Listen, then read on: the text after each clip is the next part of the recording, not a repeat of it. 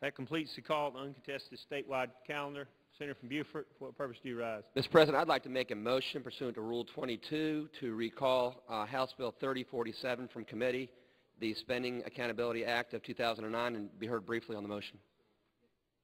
Senator from Beaufort is recognized.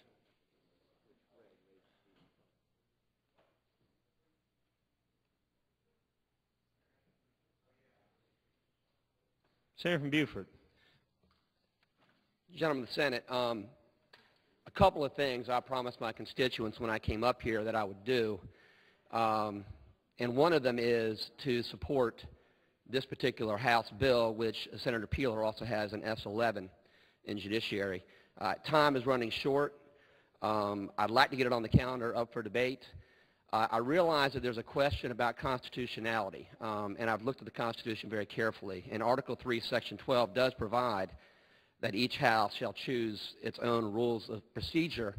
I do not, in my reading of the Constitution, believe that precludes this body from passing a statute to adopt those rules. I do not believe it's unconstitutional.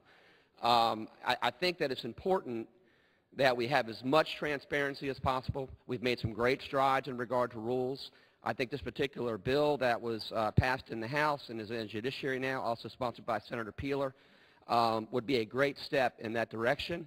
I think this is our chance to get it on the calendar. I know we're taking up the budget in the next 2 or 3 weeks, but hopefully after we get the budget passed, this will be one of the things that we can take up, and I would respectfully move for passage of the motion.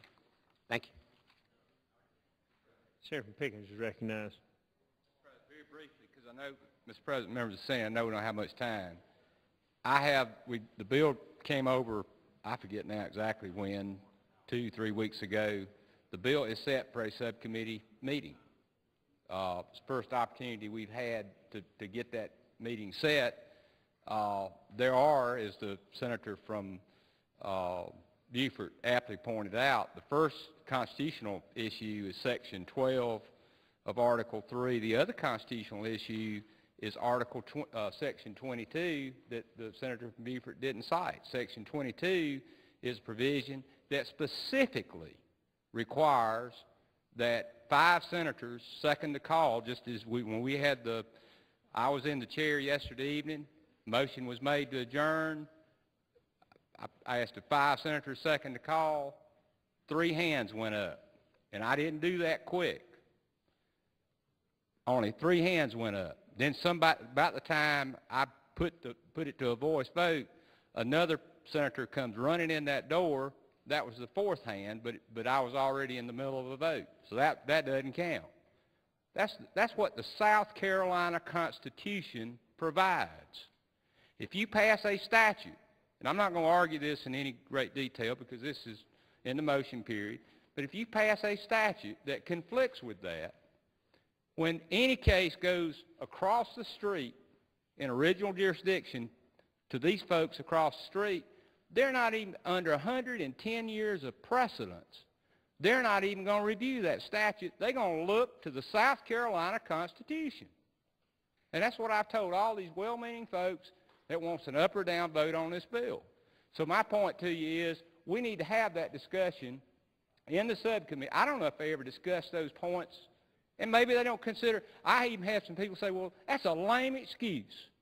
We want an up or down vote. That's a lame excuse. Well, the last time I checked, the South Carolina Constitution means something until we change it. And, you know, gentlemen of the Senate, I'm more than happy to discuss this. And I don't think the senator from Beaufort, I'm not offended by the fact that he's made the motion, but I would ask you to respect the committee process.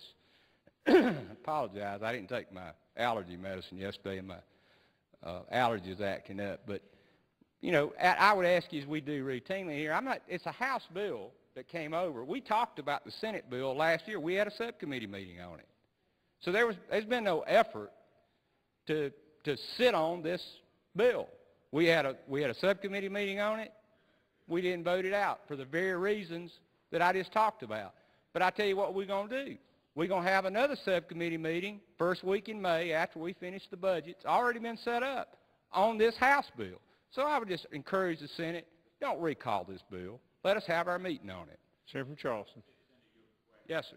Senator, isn't it true that the Senate rule in some areas, Rule 16 of the Senate already deals with roll call voting? Isn't that correct? We've had one roll call after another in the uncontested call of the calendar today on bills that many of you had to say, well, look, you know, I know this came out of the committee, it's uncontested, here we are, but tell me what this bill does so I can vote intelligently on it. Well, let me ask you, Article 3, Section 12 says, not the General Assembly, it says each House shall determine its rules of procedure. It does. How can you make constitutional a statute from the General Assembly to trump the rules where the Constitution specifically delegates that authority to each house of the legislature? It's what I told the gentleman that sat in my office trying to convince me. Said just up or down vote. I said, let me tell you something. When it comes to this, I said, I'm not telling you this is, he said, you're saying this is unconstitutional. I said, no, that's not what I said. I said those folks across the street, based on 110 years of precedent, isn't even going to look at it. They're going to look at what's in the South Carolina Constitution. Now, it's the old biblical reference that the master himself talked about. It's easier for the rich man to go through the eye of the needle than to enter the kingdom of heaven, to get in the kingdom of heaven. That's exactly how difficult it will be to get this statute before the Supreme Court when it has no basis, not one scintilla of basis in the South Carolina Constitution. And Senator, how then can that statute, if the Senate, when it reconvenes as a new Senate in 2 years and adopts a new set of rules on roll call voting, can you tell me under the Constitution how that statute would trump those rules?